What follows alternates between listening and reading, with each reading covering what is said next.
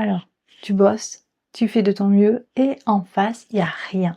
Il n'y a pas un seul mail, il n'y a pas un seul message d'un prospect et surtout, il n'y a aucune mission en vue. Et là, forcément, ton cerveau, il commence à partir dans tous les sens. Tu te demandes si ton offre est bonne, si ton profil, il intéresse quelqu'un ou si tu t'es trompé de voie. Ça, c'est une réaction qui est totalement normale. Mais ce blocage, il a une cause claire. Le souci, il vient souvent de la manière dont tu vas te vendre. Parce que une méthode qui est datée, ça va te laisser invisible aujourd'hui. Et dans cette vidéo, eh bien, on va remettre un peu d'ordre là-dedans. Un freelance qui n'a pas de clients, c'est rarement quelqu'un qui manque de compétences. C'est plus souvent une personne qui n'a pas encore trouvé la bonne façon de se rendre visible auprès des bonnes personnes. On va commencer déjà par le premier piège qui vide totalement ton activité freelance et c'est celui de vendre ton temps. C'est l'erreur la plus fréquente. Toi, tu vas parler en heures, en taux journalier moyen, en demi-journée. Du coup, le client, il va te ranger dans une case simple, une dépense à comparer. Il va regarder les prix avec les autres freelance et puis il va choisir le moins cher parce qu'il croit acheter le même service ailleurs. Et toi, tu te retrouves dans une guerre de prix que tu ne peux pas gagner. Et crois-moi, ce schéma, on va le retrouver dans de nombreux profils de freelance débutants. Tout simplement parce que vendre ton temps, c'est mettre un plafond sur tes revenus, avec une pression constante sur chaque minute que tu vas facturer. Le client, il veut un résultat, parce qu'il a un problème concret qu'il veut voir disparaître. Si tu écris, ton client, il veut plus de visibilité. Si par exemple tu fais du graphisme, eh bien dans ce cas-là, ton client, il veut une image plus professionnelle. Et si tu fais du conseil, ton client, s'il a besoin de toi, c'est pour avancer plus vite. Et dans l'absolu, ça signifie toujours d'avoir plus de ventes. Ton message, il doit changer. Au lieu de dire « je facture 50 € de l'heure », dis plutôt « j'aide telle personne à régler tel problème sans tel inconvénient ». Là, tu vas sortir du lot et tu vas commencer à attirer les bonnes missions. Un deuxième point important, c'est de transformer ton offre freelance en une solution qui soit vraiment lisible. Parce qu'une liste de tâches, ça n'aide pas un prospect à acheter, parce qu'il ne voit pas vraiment ce qu'il gagne. Ton savoir-faire, il doit être présenté comme une offre avec un résultat qui soit lisible et un cadre simple. Je vais te montrer un exemple.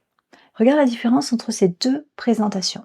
La première, c'est quand tu dis « je fais du community management ».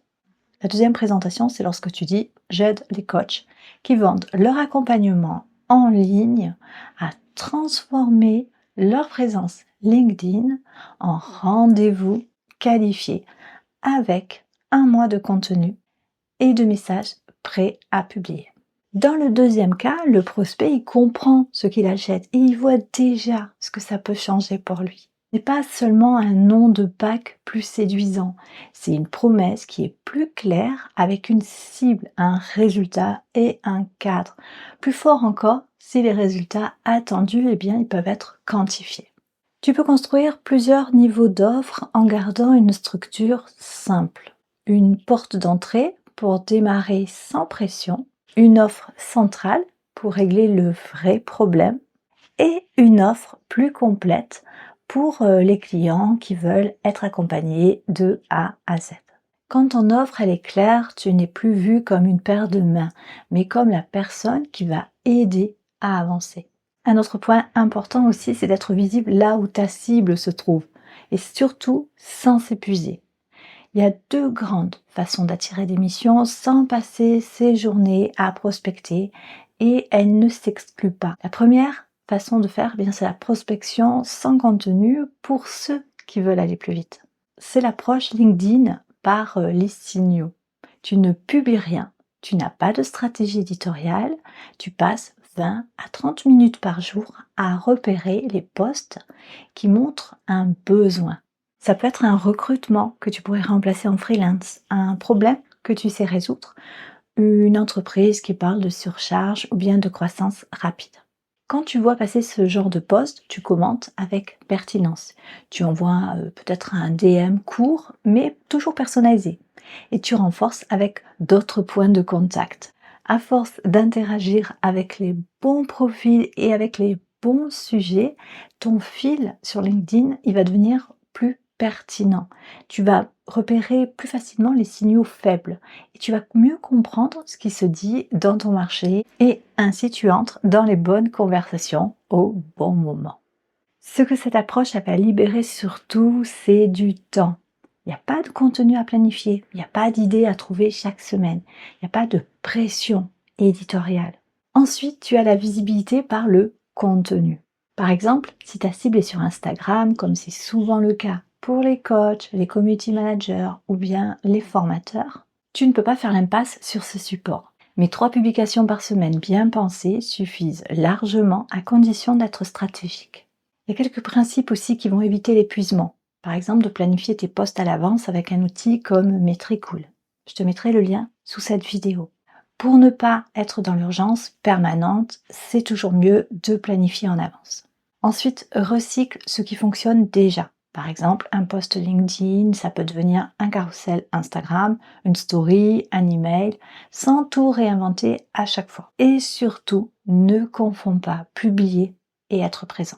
Les posts attirent l'attention, mais c'est dans les commentaires et c'est dans les DM que les relations vont se créer vraiment.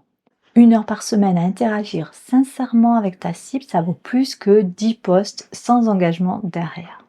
Et l'idée, elle est la même sur tous les canaux, être là où ta cible est, de façon régulière, avec un message qui montre que tu comprends ses problèmes. Le format, il va changer, mais en tout cas, la logique, c'est toujours la même. Un autre point important pour trouver aussi des clients, bien, c'est de construire un réseau entre freelance. Ça va te permettre d'attirer des missions. C'est le levier que la plupart ignorent et pourtant il peut générer les missions les plus faciles à conclure. Un freelance débordé, il va pas chercher sur Google. Il pense à quelqu'un qu'il connaît et en qui il a confiance. Si tu as pris le temps de construire des relations avec d'autres indépendants, tu deviens naturellement la personne à qui ils pensent quand une mission sort de leur périmètre. Et les cas réels, ils sont nombreux. Ça peut être par exemple une assistante virtuelle qui accompagne une cliente débordée, mais celle-ci a aussi besoin d'une experte WordPress afin de remettre son site au propre. Ça peut être aussi une rédactrice web qui reçoit une demande de gestion de réseaux sociaux alors qu'elle préfère rester sur les articles SEO. Ça peut être aussi un spécialiste Notion qui aide un entrepreneur à structurer son espace de travail, mais il faut ensuite quelqu'un pour l'accompagner dans la gestion quotidienne de son administratif. Ou ça peut être aussi un formateur en ligne qui cherche une personne fiable pour mettre ses contenus en forme dans son espace membre. Dans ces situations, ils ont besoin de quelqu'un de confiance à recommander rapidement. Et si tu es dans leur radar, cette personne, ça peut être toi. Ce qui rend ce canal précieux, c'est que la recommandation venant d'un pair arrive avec de la crédibilité déjà intégrée. Le prospect n'a pas à te jauger de zéro. Il va faire confiance à quelqu'un qui te fait confiance. Ici, le taux de conversion n'a rien à voir avec un DM que tu vas envoyer à froid. Et bien sûr, tous les formats peuvent fonctionner. Ça peut être les événements de networking, ça peut être les groupes en ligne, ça peut être des conversations privées sur LinkedIn. Il n'est pas question de choisir le bon endroit, mais plutôt de savoir où tu vas mettre ton énergie. 5 à 10 relations freelance qui sont solides et qui sont réciproques valent plus que 100 connexions superficielles. Tu recommandes, tu es recommandé. Maintenant, pour conclure cette vidéo, ce qu'il faut retenir et surtout ce qu'il va falloir que tu appliques. Un freelance sans client, il agit souvent sur les mauvais leviers. Il va retoucher son site, il va ajuster son tarif, il va publier de temps en temps et il va attendre. Et voici ce qui fonctionne vraiment. Tout d'abord, reformuler son offre autour d'un résultat concret, pas d'une liste de tâches. Deuxièmement, surveiller les signaux sur LinkedIn. Troisième point, interagir régulièrement avec les bons profils pour repérer les bonnes opportunités. Quatrièmement, sur le réseau de sa cible, tu vas planifier 3 publications par semaine. Tu vas recycler le contenu et tu vas être présent dans les échanges. Cinquièmement, il faut construire un réseau de freelance complémentaire pour recevoir des recommandations. Ensuite, bien sûr, il faut être régulier plutôt qu'intense sur un seul canal bien choisi. Ces points ne demandent pas de créer du contenu en permanence. Ils vont demander de la méthode, de la constance et un peu de courage aussi. Celui de sortir du silence, de ne plus rester seul face à ton écran en espérant qu'une demande va tomber enfin par hasard. Une activité freelance solide ne se construit pas dans l'attente. Elle va se construire quand ton offre, elle devient claire, quand tu oses te montrer aux bonnes personnes et quand ton réseau commence à parler de toi, même quand tu n'es pas là.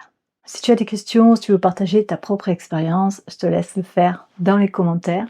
Et si ce n'est pas encore fait, je t'invite à regarder cette vidéo.